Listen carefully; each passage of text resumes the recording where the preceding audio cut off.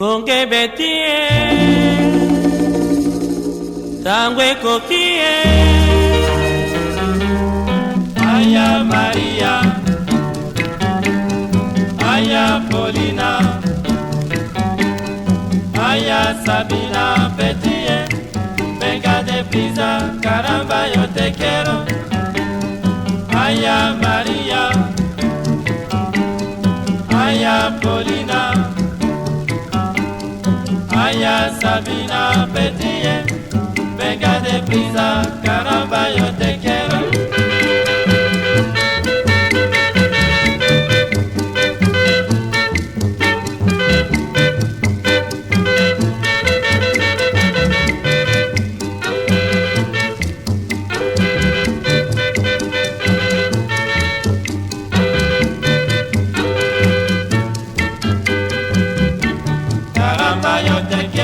Bandeko batali ya Papa Dado TV na chaîne de son partenaire to pesi nombote pe bo to sepene to kuteli susu na numéro ko susu ya émission na bino la belle époque ndenge bolaka bon merci pambate boza fidèle na chaîne Papa Dado TV merci pambate de ta do mingi bokota na chaîne Papa Dado TV bon mona ba numéro za na sewana pe bo s'abonner pe bo faire abonner ba poche na bino neto bagabane comme on devise na biso pour vous aller discuter.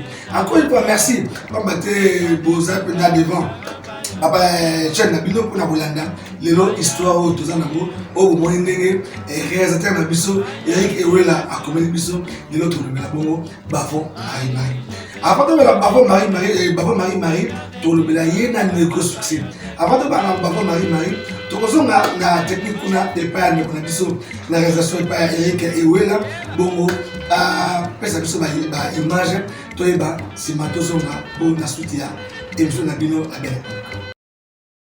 Etabenanga oya mofude ogo Joti olingi ide oboya ngai Nalingi selelo na banda Ikamoli elizwa kandese moto Mama alingi ide na boya yo Mobali mama yako kabela Poto banda Ezali pasi mingi ye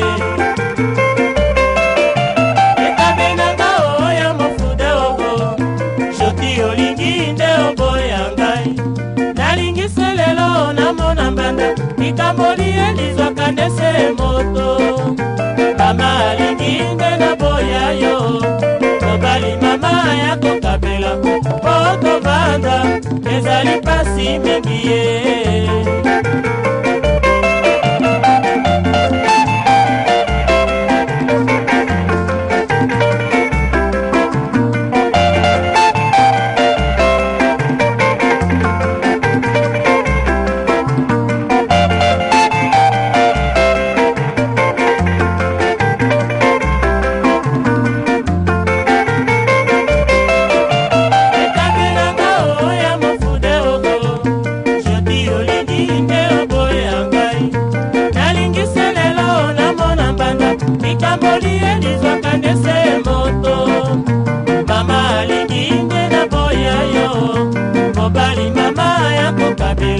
Poto banda, ezali pasi mingi ye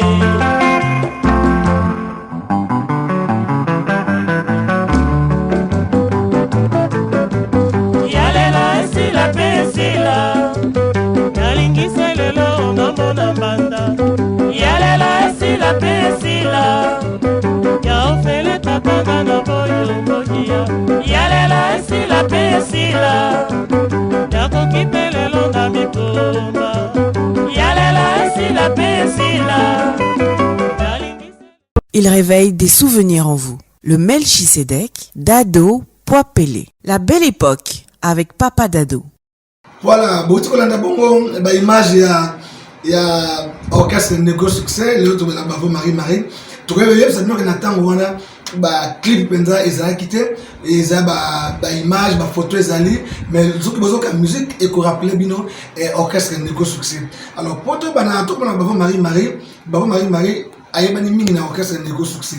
Mais orchestre Négo Succès et banda kindenge nini. Orchestre Négo Succès et banda kiboye.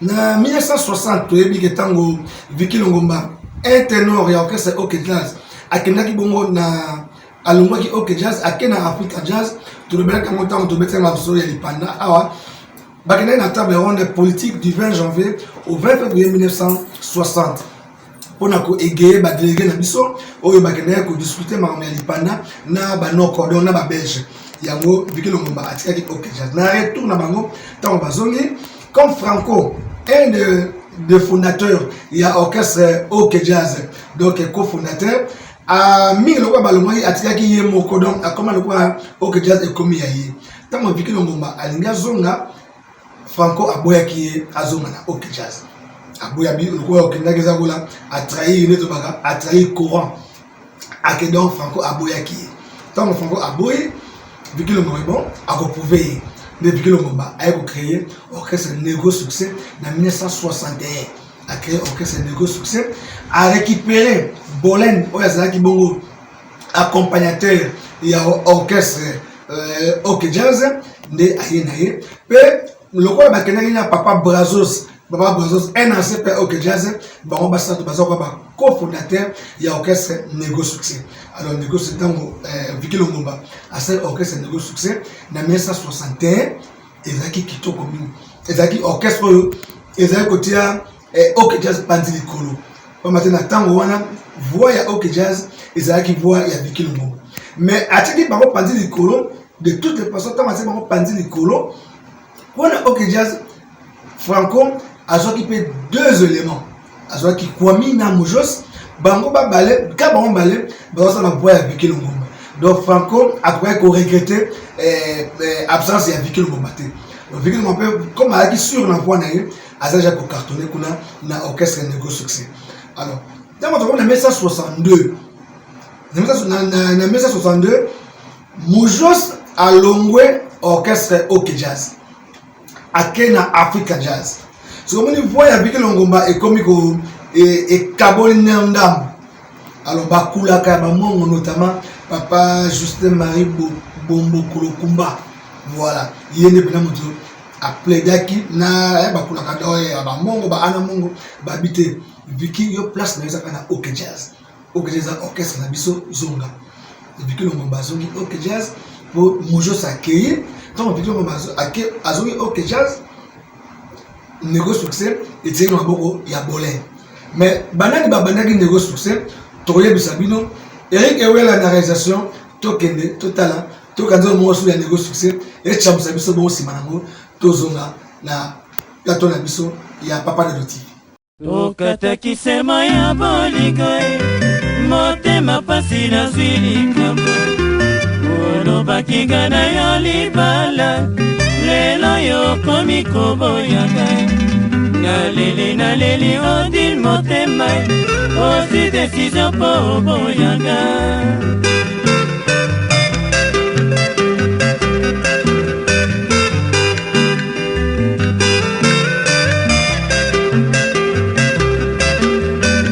odil motema modestement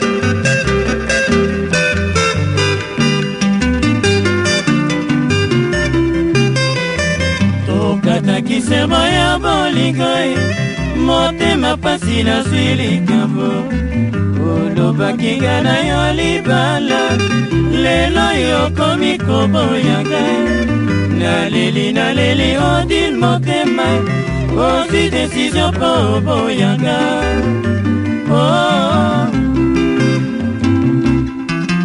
akoluka nganga po abongisa mwasi nalindaka azwi décision nakomele masanga mpo nalongola basusi oyo esilaka te akosilika mingi nakobondela ye ayoka te alingi ninio nakoboma moto mpo tobalana odi nalingaka alingi ngai yo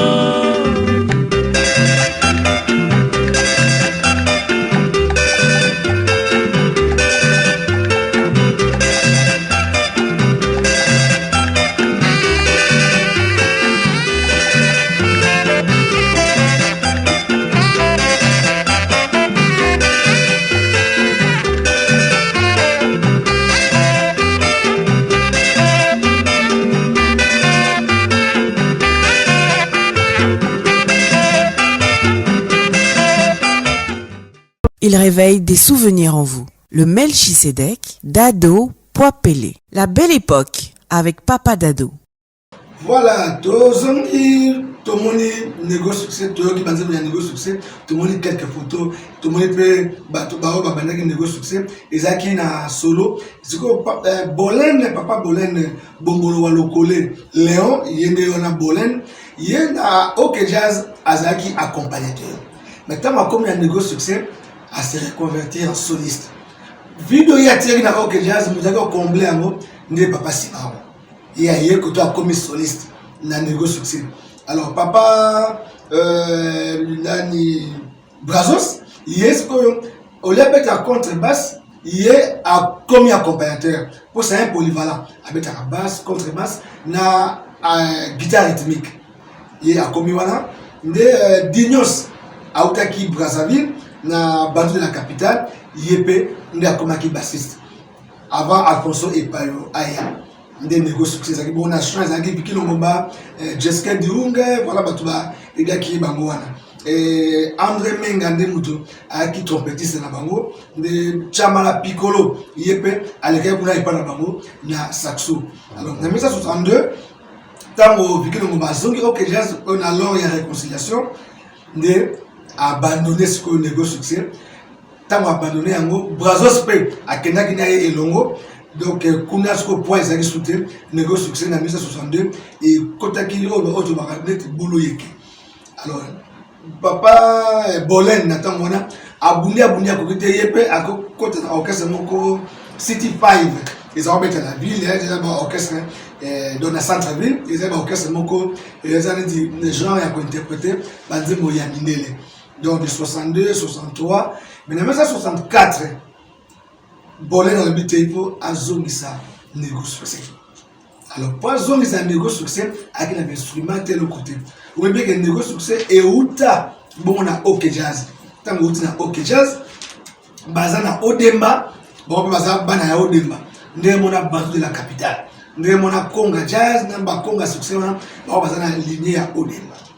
Alors c'est là ce que aluka instrument ake obeti la skovana Franco Azam musicien comme patron ya OK Jazz mais azali pour ça va faire azali pour pesa ba instrument na ba orchestre il y a ba jeune pas pour pesa ba instrument de verkis a comment pour pesa que ceux qui vont faire azali pour pesa ba instrument na ba orchestre mususu à l'instar il y a papa ou matin abandaki na OK na lieu na musique instrument na muta pesa kaye ezaka bongo ceux qui vont so to kozonga na négo succès na tango wana 64 Bolène à la moussi négociation est commis à Bolène mais condition franco après ça qui est ezaki sikoyo il faut engager petit frère naye Bavo Marie sikoyo bon monisco nini Bavo Marie à côté de la négociation mais négociation fondateur nango Viki Longomba cofondateur Bolène na Brazos sikoyo et commis sikoyo négociation en 1964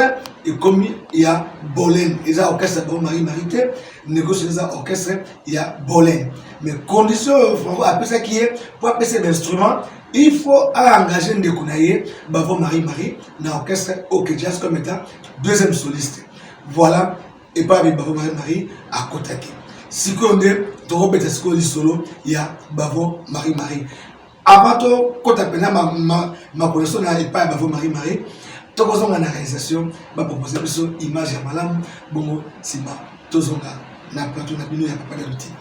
Anga mwana oyo makila mabe basiga na balaka sima tata ekomi ngana ndako na lokwe mosala na kuti fifi na katenda kuwakolela pe yakobanza natuni fifi soki likambo nini azongisinga reponse kolobisanga te fifi ye mwasi ya libala lelo yo nakomi zoba likambo te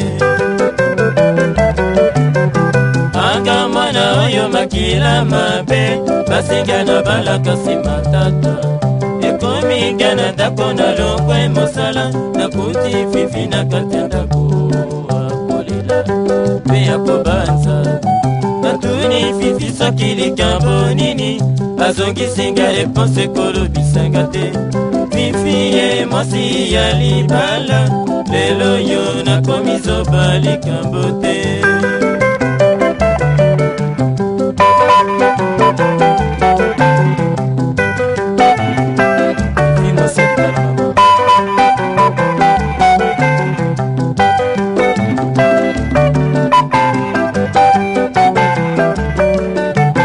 Anga mwana oyo makila mabe basinga na balaka nsima tata ekomi nga na ndako na longwe mosala nakuti fifi na kati ya ndako akolela mpe ya kobanza natuni fifi soki likambo nini azongisinga reponse kolobisanga te fifi ye mwasi ya libala lelo yo nakomi zoba likambo te.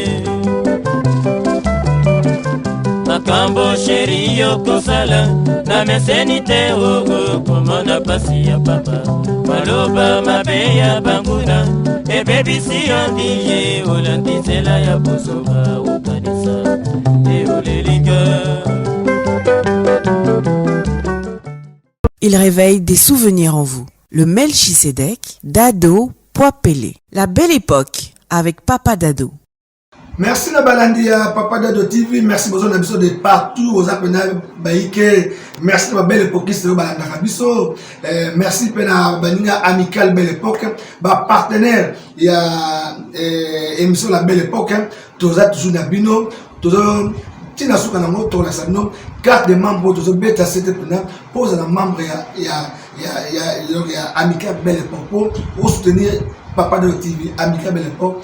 Sombi carte comme membre ba connaissez ça to la salino carte wana avant faire émission la bino la belle époque bavo Marie yenan bavo Marie ye abotamina kombo ya Siongo Makiadi. Bon en réalité ils allaient je crois président Dominique Opelele bango bena ba otetela ya malamu bena Siongo pas battre za ratezaka Songo mais papa Wemba sobi bakomaka Shungu. Mais je crois papa Dominique Opele a contredit Ngaïté. Songo, ils ont dit moi. Donc papa na bango azem tetela et Mongo Joseph, maman na bango mbonga makiese Hélène, yesko azem bongo. Donc petit frère propre à l'homme makiedi Franco. Baza maman tata moko. Franco comme on a Lokanga Luanzo Pene Luambo makiedi. Makiedi babaksi pour maman za mokongo.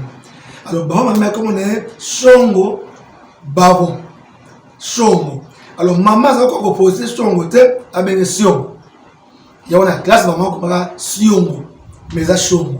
Donc, comme on va téter là, il y a papa, là, maman, téter là. Il y a Botami à Kinshasa, tandis que, Franco, a Botami à Nasonabat, mais il y a Botami à Kinshasa, et ça, il est le 27 mai 1944. Donc, Aza Ashmokona, sorry Azalaka, mais Baza, Baudobabota, moi, papa, qui a mon gars ma tête avec Kiss. Mais les lots, ils ont pété 77 ans à Bango. Mais Bafou Marie a tiré son âge à 26 ans, Kala, donc à Kenda qui est déjà.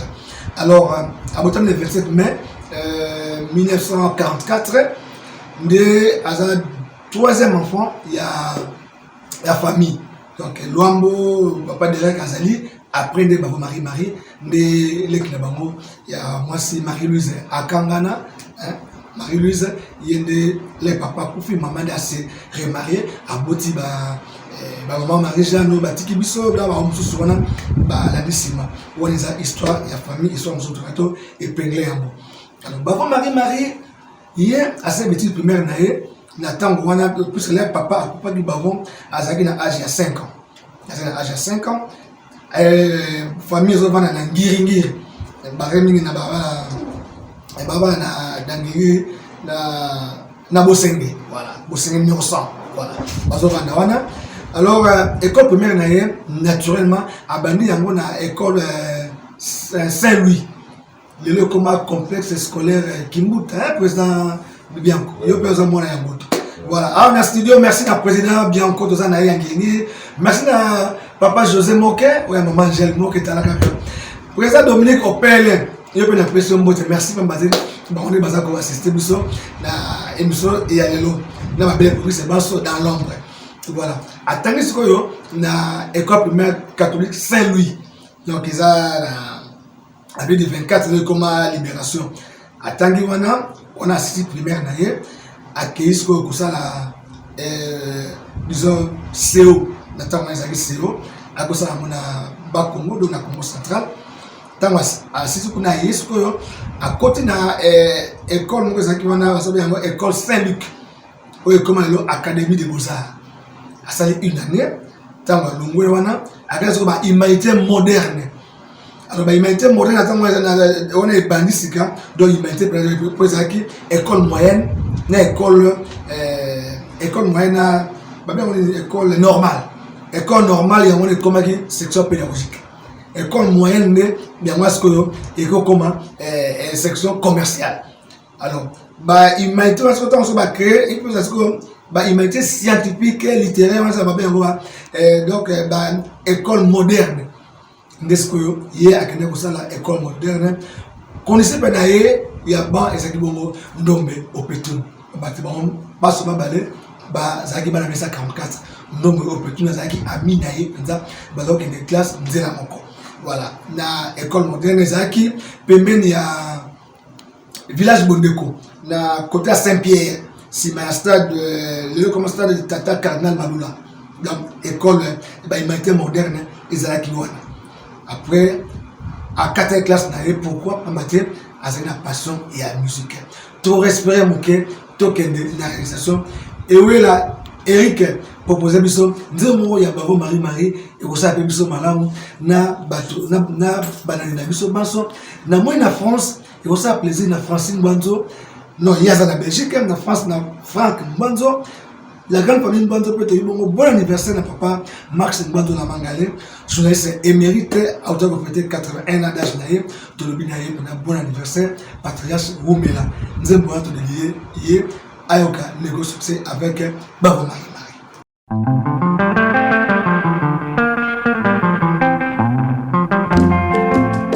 Uta bolingo ebanda kifani namona kipasi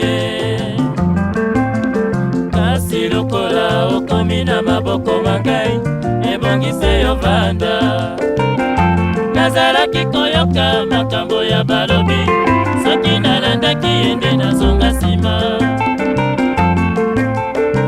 uta bolingo ebandaki fanis namonaki pasi kasi lokola okomi na maboko mangai ebongi mpe yo vanda nazalaki koyoka makambo ya balobi soki nalandaki ende nazonga nsima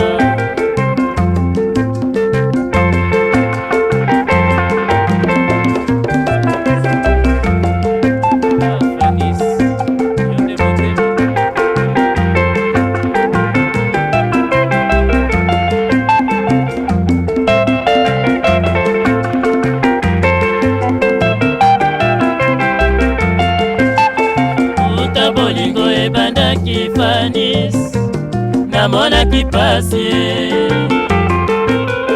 pasi lokola okomi na maboko mangai ebongise yo vanda nazalaki koyoka makambo ya balobi soki nalandaki ende nazonga nsima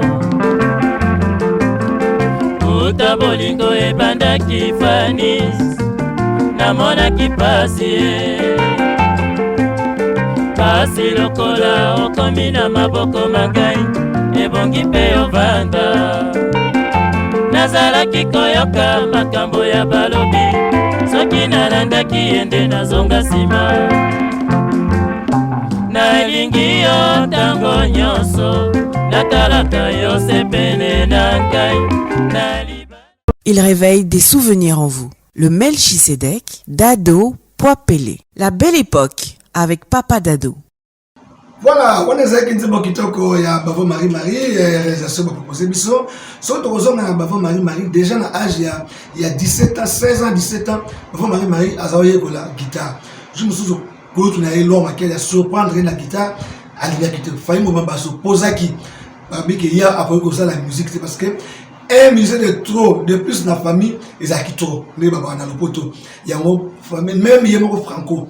Mais ils ont la maman, ils ont la banoko, même famille à papa. Il y a la kanaki, maman, franco en demi musique, il y a pas tant de études, mais azo qui m'a aligné la musique. Alors, Abani na orchestre moko, les cousins bleus, orchestre ya Kasavubu, na tango famille na Kasavubu, na Gemena wana bandi président bien kwa yebi et pas tout vendre na Gemena wana. Alors donc ndako na bango zaki wana. Ba vandi wana. Yé Abani ko ça donc les cousins bleus, ezaki orchestre ya quartier na bani na ye Ambazuzo et Pompolo IDS, bango baso Rocky Bokenenge Ngomo, bango baso basali orchestre les cousins bleus. Tant Franco ayoki amoke le kinaye na simanda ba répétaka aye buki ba guitare wana. Alors a menacé le petit frère naye bava Kimi akei na Matadi. Tant akei na Matadi Franco alandi na Matadi. Bazo misaye Franco bava Kimi akei boma. Tant akei boma parce que kuna akei presque incognito. Ba lukiye baza ko mona été. Ba lukiye na ndenge nyoso baza ko mona été. Après ayeko bima. Mais tant que na boma abetaki orchestre moko na Dinova. Était orchestre moko na Dinova. Tant que na Kinshasa na 1962, il y a akanze ke bande ko na ba ko permettre à ça la musique. À côté de l'orchestre Jamel Jazz, et la frère Kabango.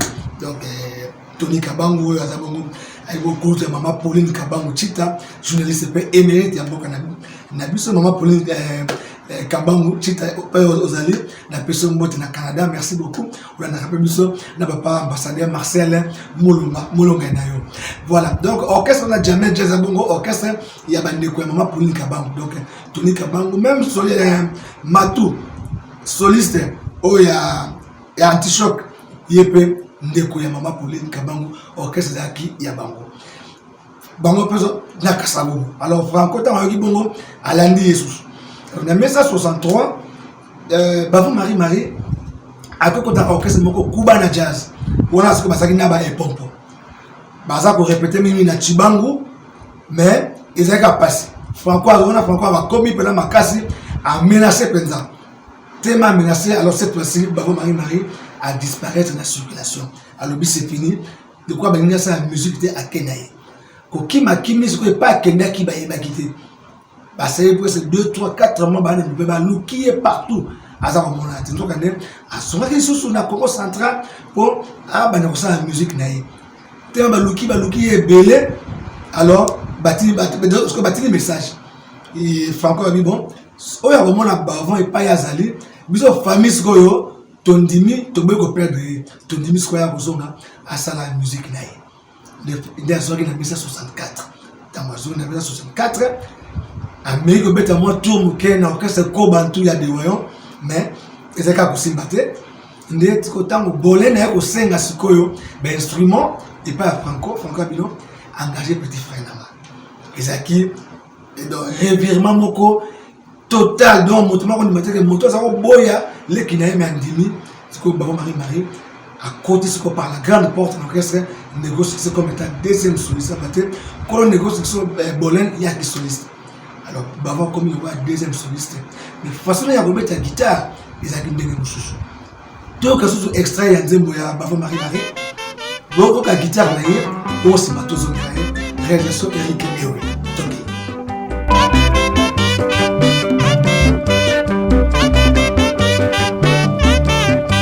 Tokuma biso mbonga loko ya nana naliwata limbende ndambokula boye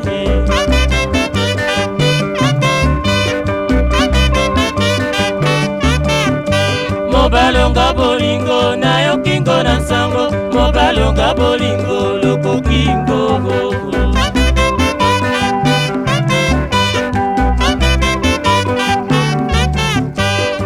Mana lusaka ne bangala ho Keba nunu sebo bangi bangala ho ye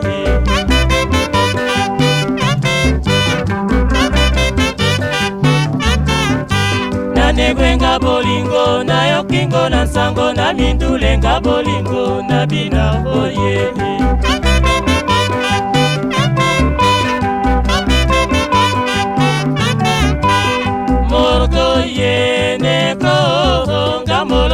tekuteko mokame ya oye.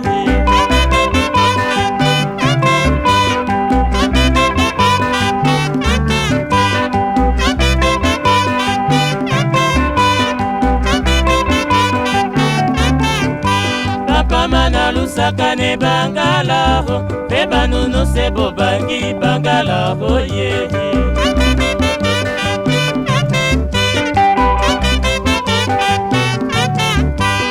Negwenga bolingo na yokingo na sango na mindulenga bolingo na bina boye.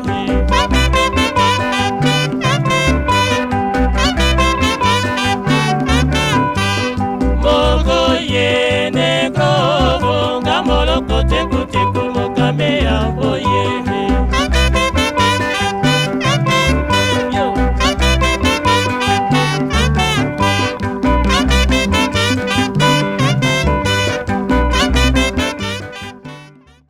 Il réveille des souvenirs en vous. Le Melchisedec, Dado, Poipele. La belle époque avec Papa Dado. Voilà, tout dit que Chamoussa Nzemba qui toque à Bavo Marie Boki doit tenailler. Alors, Bavo Marie a passé la postérité. Tant qu'on a sauvé ta guitare, tant qu'on a bandaki, Azaï qu'on imite Kouloutunaï. Alors, Bolin a passé un concept. Non. Pour obéta bien, il faut obéta Zalaïo. Beta pina guitare na yo. Alors Bavo Marie a joué ta guitare na yo à se démarquer qui n'en déconnaît l'homme qui est franco. Et l'homme qui est très fier, il y a petit frère na yo, pas maté. Et ils ont ça bien, à jouer mon quitter na yo, à jouer concurrent en même temps mon quitter na yo, na guitare solo, na musique na biso, pe na famille na bango. Alors Bavo Marie ta ma bandi, en 1964 ils a qui oh babel na skoyo bana 15 ans. Donc, baningani akala Rocky azalaki nakati, Flujos yepe nakati, Amba Zozo, Léon Amba Zozo yepe nakati, Alfonso Epayo azabeta bango guitare basse, et Pompolo Wai moningani ya quartier, mwana ya Kasabubu yepe azabeta bango azabeta saxo, orchestre, négocie et zu couleur mususu. Donc, ceux qui bolen abeti guitare naïe, tant que bavard aux guitare pas bête, et ils nous appellent son moussous. Donc, bataille va ça que non, on les a solo, il y a bolen. On dit que c'est la musique, so yoki, solo, o les a rigostar, o les a bongoïd. Là, il évolue, o les a Stella Home, o les a Milos. Donc, ils ont équipé bongo. Mais solo, Marie, ils ont exceptionnel, ils ont tellement aigu, ils ont une façon de jouer la guitare, ils ont une moussous. Bavo Marie, Adina Bango, na banina na mais il y a ça pour y battre. Bande mon nyonso toyo kyoyo, bato batie motaza on lead vocal, et c'est bon Léon Amba Zozo na bande Eric Abolaksabino photo ya Amba Zozo. Donc alors, na orchestre bana 15 ans et ça ani puisque orchestre bana 15 ans et ça quand on wenge na bango. Na tangona bango nyonso ne bazaki wana bazaki kolinga bazaki élégant, chic, pe kitoko. Ndenge wengele ya nimaki poudre tout ça bango nyonso donc tout ça ba gêne. De bango ba on bana 15 ans et bazaki na 15 ans déjà en 1964 bango azaki na 20 ans. Ben so azaki na 20 ans, 21 ans, tout ça et pompa azaki na 47 et pompa azaki na 17 ans. Donc la tango wana o azaki na 15 ans azaki te bana 17, 18, 19, 20, 21 ans. Voilà, parce que on a 15 parce que on peut ça moi jeunesse na orchestre on a négocié succès bah elle souple vendre sous Yassika. Alors Bavo Marie ayemba quelques chansons, une ou deux chansons comme ça. Neti libanga na libumu à salama commentaire moi Jack wana façon il y a James Bond. Voilà, ouais ça y est ambassadeur basalango yena kosita Ruben oya s'occuper saxophoniste kuna et pas na bango. Alors Bavo Marie a composé Bandé Mbele. Il est 64 à 1970. Bavo Marie a composé Bandé Mbele. Après Bolen a composé Bandé Mbele, ça Bavo Marie et Amba Zozo a composé Bandé.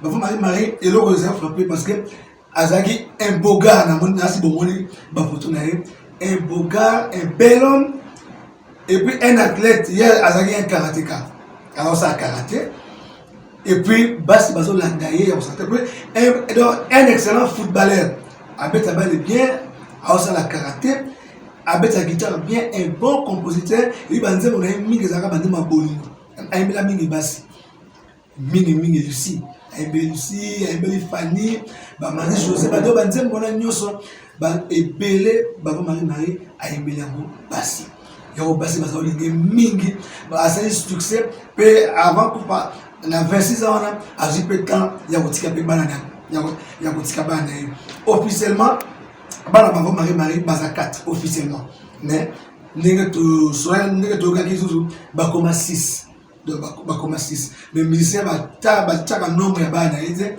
pour to yeba te musulo ko bima de 30 ans après to 10 ans après awa ngapna za mona ya ba Marie moyeba ka de porte égalité yango ba Marie donc thème sur makasi ba Marie do okeza nego succès ko nango bolen a comme ko s'effacer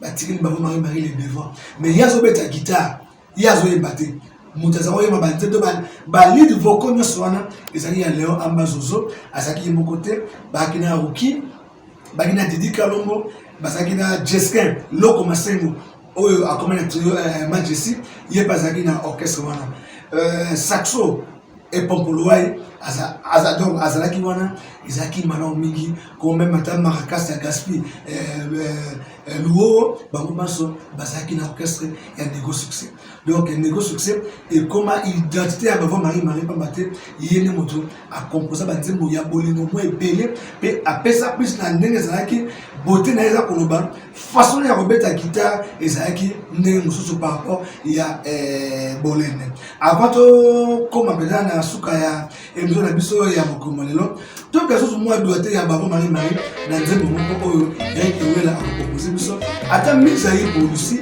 mo sima na to yeba nini osubisa emission na bino la belle époque Nisina kosala nyoso pona bala yo oyebi ndenge nalingaka yo die napesi bomo ebanga nyonso epai na yo oyebi ndenge nalelaka yo die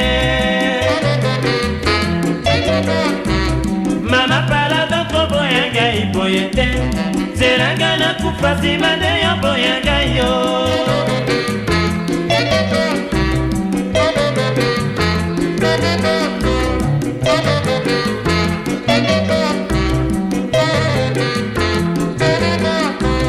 Lisina kosala nyonso pona bala yo oyebi ndenge nalingaka yo die napesi bomo ebanga nyonso epai na yo oyebi ndenge nalelaka yo die mama pala doko boyanga iboye te zelanga nakufa nsima nde yo boyanga yo mama nazonga mboka diyo nasala nyonso pona bolingo iya ongele o mama makambo nalingaka ye lokola nakufa iya ongana lisi bolingo ekoluka te libala iya ongele o mama makambo nalingaka ye lokola nakufa iya ongana lisi bolingo ekoluka te libala iya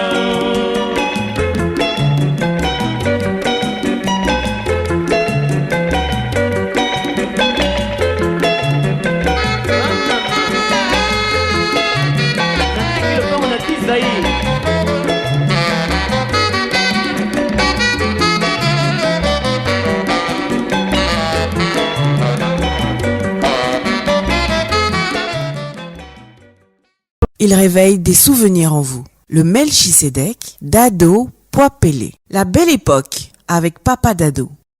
Voilà, wana boyoki nzembo kitoko ya Bavo Marie oyo Bavo Marie bamona donc quand on parle de Nego Succès bamona kaka Bavo Marie et ezaka histoire ndenge za ndenge pe ezana empire bakuba ezali ya Papi Tex Pepe Kale na dio de lumona mais empire bakuba et comment le roi ya Pepe Kale baninga bamona ki inconvénient batika ki azala vedette la bango leader na bango donc Baba Marie et ça qui est leader il y a orchestre Nego Succès vedette principale orchestre Nego Succès il y a quand on parle de Nego Succès bamona mingi bolente bamona kaka Baba Marie et puis so ba nzema Baba Marie bakaza ayemba te ya beta de guitare solo mais ba yembela autre tangi ba combo na bango wana Baba Marie a salaki a wapi na likama ya motuka et ça bon le 5 août 1970 à Wena âge à 26 ans Baba Marie a salaki artisan na ye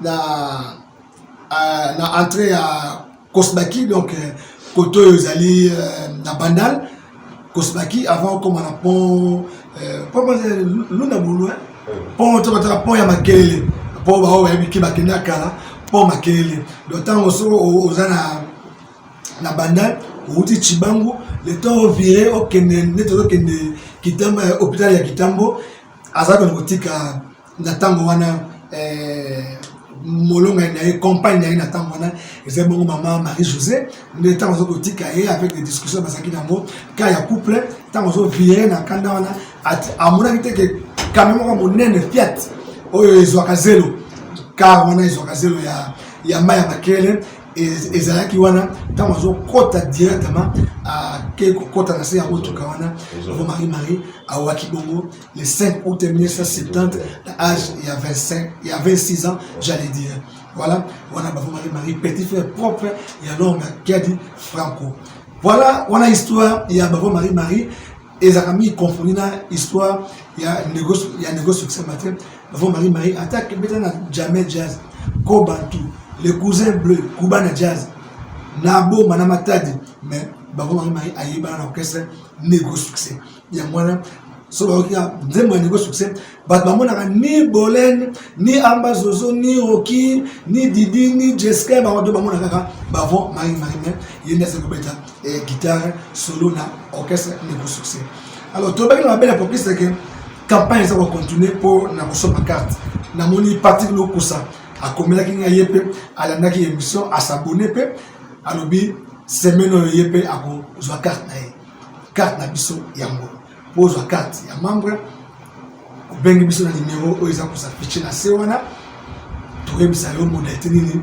oyo ko zwa carte na yo otindi photo photo passeport na yo na identité na yo comme ça o zwa carte na yo carte ya membre na biso yango soki ozu carte oyo oko membre ya amical Belle Époque les autres personnes doivent assister à la réunion les autres personnes doivent avoir avantage nyonso oyo ba membre ya amical Belle Époque il faut bazana yango ba mate ba avantage ezali mais avantage mususu ekoya donc carte ya membre ya mwana Eric Ewela azape ko tiabino bomoni carte wana donc kangai déjà na oyo ngai numéro 001 bomoni yango kuna donc carte ya membre na biso ozala pose à la Belle Époque son carte vous appelez des soutenir comment devise la biso na émission na bino la Belle Époque voilà merci beaucoup na baibaso balandi biso wezaki histoire ya Baba Marie merci na excellence Lumeya Douma Legi merci na papa Sebanzao merci na ma partenaire nyonso il y a émission La Belle Époque. Merci Léon Azui, assistance bongo. Il y a président Dominique Opelele. Il y a un abisso Elongo. D'ailleurs, il y a des motos chargés. Il y a pour s'occuper le membre. Ma carte des membres. Alors, merci pour la présence. Bianco, merci na papa José Moke, mon maman Angèle Moke. Merci ma Belle Époque, c'est bon, vous êtes belé Aristote, vous êtes voilà, il y a femme Bikaï, vous êtes belé, vous êtes babé, vous êtes belé, cordon Laurent Moï. Merci pour la maman de Michel Bonzoni à ma poisse, on va les soutenir, ils ont toujours efficace. Grand merci à Londres, à Michel Saouna, à Japon, on a professeur Jean-Claude Maswana, la France, vous êtes belé, Mère Mojana, Ziko Kiboko, Mouchka, vous êtes belé pour la Poto, merci. Voilà, les lots de réalisation, Ezaki Bongo, il y a Eric Ewela, et Botika Malamu, Boss, en tout cas, Boss abonné, numéro Ezawana, Bobé, la mission sur la succession Ezali, d'autres émissions de et émission Nabino, la Belle Époque.